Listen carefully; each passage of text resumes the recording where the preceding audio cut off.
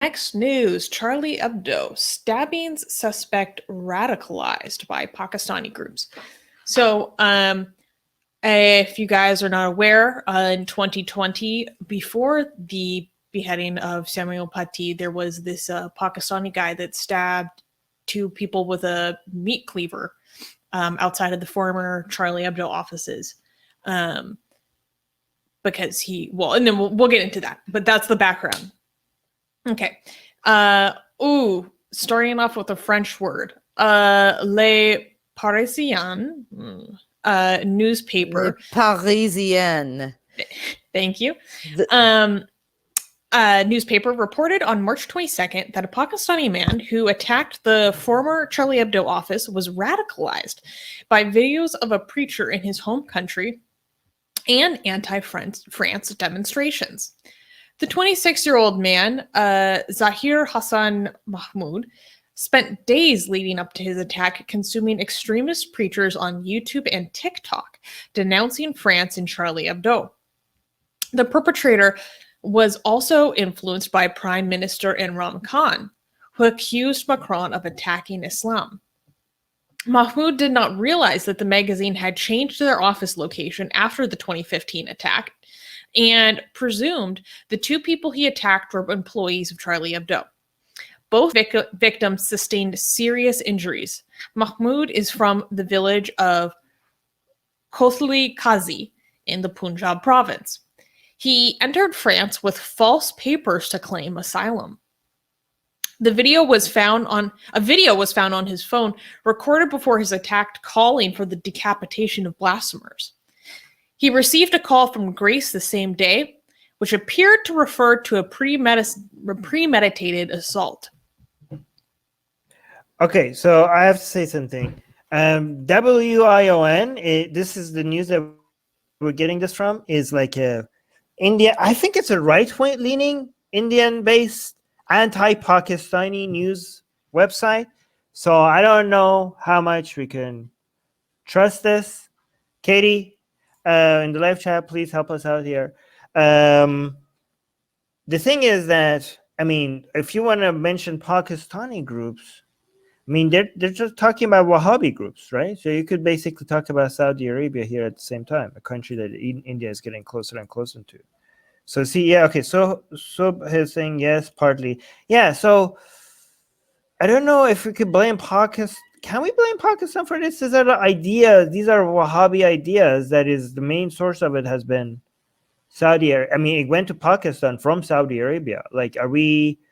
Okay, well, it might be Pakistani groups, but I just think like this WION is just like jumping on this because they're like, ooh, like Pakistan. It's again Pakistan again. But go on, Susie. You want to say? Hey guys, before we get back to that video, YouTube has fully demonetized our channel for supposedly hateful and harmful conduct, without telling us what we did wrong. If we get to 1,000 patrons, we will be able to keep paying all our team, our editors, our artists without ever having to worry about monetization again, which would be amazing. Yay! So please support Atheist Republic on Patreon. Link in the description below.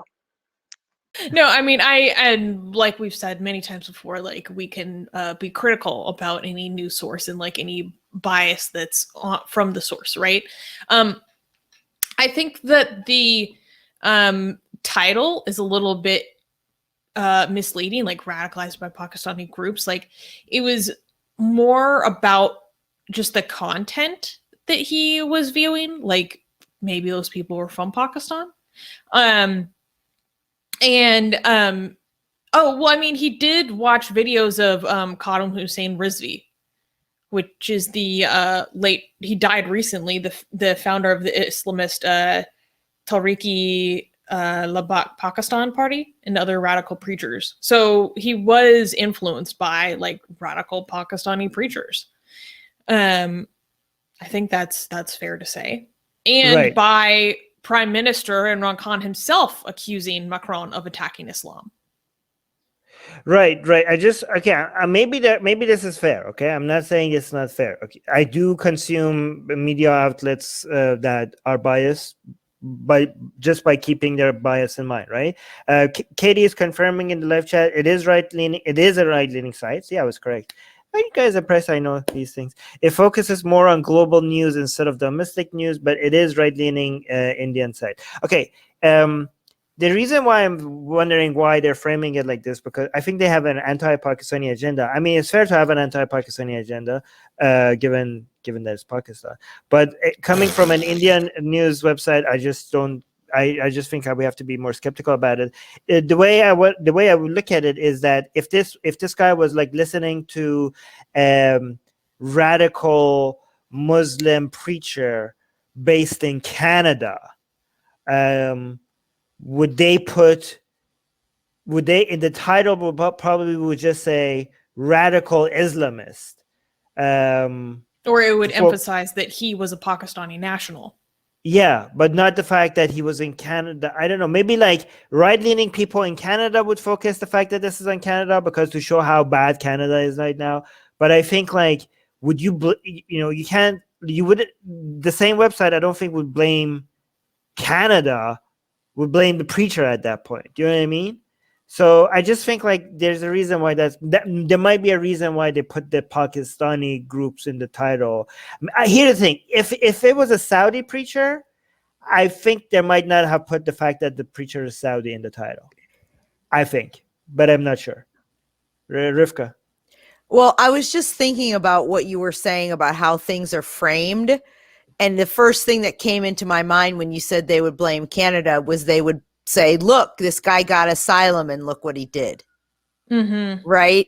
So I find it kind of interesting that in any way is not at all part of the discussion. So this guy faked papers to get asylum in France and then murdered people and, wants to something of they were saying, I'm sorry that my computer where I was reading it just timed out, but it's okay. About them, being against anybody who said anything that was blasphemous, wanting to kill people, wanting to have, blasphemy laws in a country that is virulently non-religious. And then it's interesting just about what you're talking about, what news articles, choose to highlight or to bring forward in the narrative. Because for me, that's the first thing I thought of, but that's just probably my own bias. And because I, am a supporter of France, but. I do. Okay. So I do have to address this. Toka is saying this is why I'm not too interested in Indian news outlets. They operate with tinted glasses. Okay, this is not the right way because then you can't consume any media at all. You shouldn't accept what you hear, but you shouldn't dismiss it as well. You could you could try to see what the source of the bias, what kind of bias each outlet has, and consume the media while you keep that bias in mind. And also, most of the news that all of these mainstream outlets provide, even with the bias, is correct. So to completely dismiss the news, here and there, you're going to see something that was not framed properly or something that was exaggerated. Usually the main facts around the news is correct.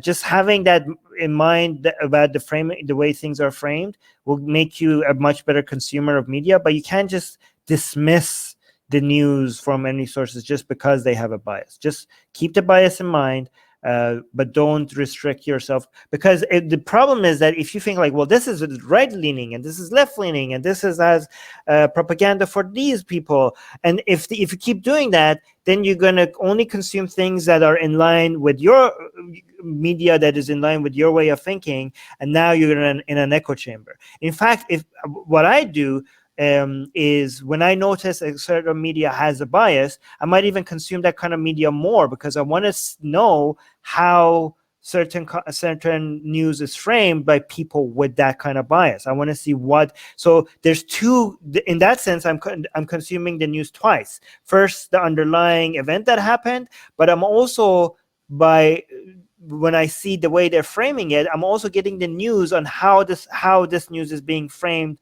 by people with that kind of leaning. So I'm I mean, they're also reporting to me what their people are saying. So that way I'm getting two kinds of information from that news. But go on, Susan.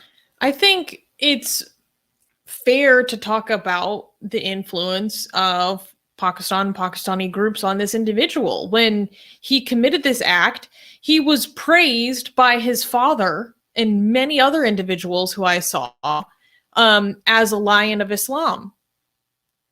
Like he was celebrated. I saw an interview of some person interviewing his father, and his father was like weeping about how proud he was. And the interviewer was like, don't worry about him. He's a lion of Islam. Like, he'll be okay. Like he's so many blessings, like that whole kind of attitude. And not to mention the fact that Pakistan's blasphemy laws themselves validate these types of actions. His state government validates the killing of blasphemers. He said, or I can't remember if he said, but this intention of decapitating blasphemers is validated in his own nation's penal code, right? So there is an influence there. And shoot, there was something else I wanted to say. Oh yeah, wait, one more thing. No, he was celebrated as a lion of Islam for severely injuring two individuals who had nothing to do with Charlie Hebdo, the wrong people. And he was still celebrated. How pathetic is that? You're not even doing it right. It makes me so mad. He's the lion of Islam for attacking and severely injuring two completely innocent individuals. What is brave about that? You're not even protecting Islam the right way, you dumbass. He's too stupid to be a good bigot, even. There's no right way to protect Islam. But yeah, I see your point. So okay, I don't know how to go from that to sorry, this. that just really that's and fine. Let me be clear, even if he did get people who weren't involved with Charlie Hebdo, obviously I would be as equally pissed and condemn it just as much. But that extra layer of BS is insane to me. All right, so just for some people might misunderstand what you're saying. I know what you're saying, but Susanna is not saying that those other, the people that did the blasphemy are not innocent. Those other people are innocent. They're all. Yeah. So what Susanna is saying, even by their own standards, okay? So by our standards, all the killings are equally disgusting and vile. But what Susanna is pointing out, they're not even consistent of what they're celebrating, because even by their own standards, one person was guilty and they killed two innocent people, and they're still celebrating that, right? So not to Rivka, you're yawning so much today. I mean, all right. So one thing I want to just highlight in the live chat, one last thing before we go. Tohka is saying, not really interested in the India-Pakistan rivalry. Sorry, I can't speak. I rather focus on the bigger picture. I don't understand how could anything. There are very few things in the world that are as big as India versus Pakistan. Mm-hmm. We're talking about a big chunk of the planet right here. Not that interested in feuds between India and Pakistan because it's not that big of a deal to you. We're two of the most populated countries on this planet are against each other, and you think that's not big enough. What else could be bigger, more big? The only thing that as big as could be bigger is the competition between India and China. Come on, what is yeah. All right. Cool. All right. No, the biggest is the Zionist conspiracy. All right, Rivka. Oh no! YouTube is gonna think you're not joking. Don't say that. Okay. Oh no! Oh my God! What a disgusting take. Both are third world hellholes. We're talking about people. So the people there don't matter. Wow! What a disgusting take. Over a seventh of the world's population, you don't give a fuck about one in every 7 people. You don't care about them because they're hellhole countries? Wow. Yeah, here at Atheist Republic, we care about people wherever they are. We don't oh my God, what the hell? What a disgusting take. What a gross, disgusting take. No, these are these are most of the most of the people on the planet are living in those conditions, and we're not going to dismiss their life just because they live in those conditions. What a bad take. What a disgusting take. Which I- they I- didn't I would be choose ashamed. either. Yeah, I would Yeah. be It was ashamed. complete accident of nature that somebody was born in a certain place versus another place. Yeah, Katie's saying we are talking about the second and fifth most populated countries. Yeah, exactly. How could it get any more important than any of this? God damn it. All right. Can we clap for the next news? No, what actually gets worse. I'm sorry. Oh my! How could it get worse? Okay, next news. Wait, I need to pull it up. Let me get this ready. Okay.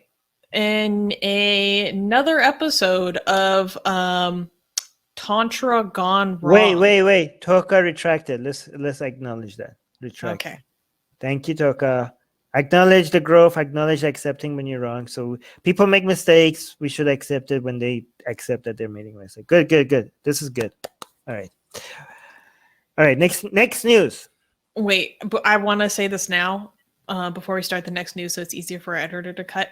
I can't scroll up and find it anymore, but out of context, Secular Rarity was saying that he was swooning over Rivka, and I just want to acknowledge that. So you have people swooning over you, Rivka. Like, get into it. Okay. Finally, no, I'm just kidding. Now that we've acknowledged that, we can move forward. Hey guys, if you're a fan of blasphemy and sexy Kali, like me, then that means that you probably want more blasphemous art. Well, I have good news for you. If you subscribe to our newsletter, link in the description below, then you get a free booklet of some of the tastiest blasphemous art available today. So, if you want some of this delicious blasphemy, and we're so generous that we update it for you guys weekly for free, all you have to do is sign up for our newsletter below. You can also go to blasphemousart.com/ebook. That's blasphemousart.com/ebook.